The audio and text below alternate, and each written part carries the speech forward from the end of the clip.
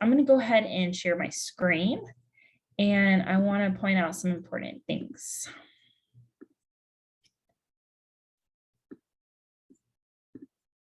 Okay, so when I say our course homepage, this is what I'm talking about.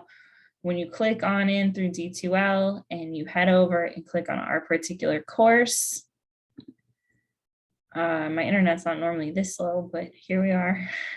This is our homepage. Okay, so that's what I'm referring to. One of the things that's most important for you to know about this homepage is that your D2L email tool is right there. That is how you will contact me regarding this course. A lot of times when students reach out to our BC email, we don't actually get it.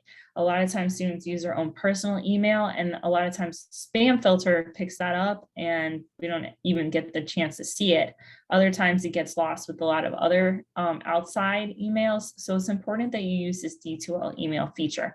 Additionally, for some people like me, I teach 6 courses each semester, so I have a lot of students and I want to be able to help you. And the most effective and efficient way for me to do that is if you use the D2L email tool, because then I know exactly who you are, which class you're in, which reference number, and the whole 9 yards.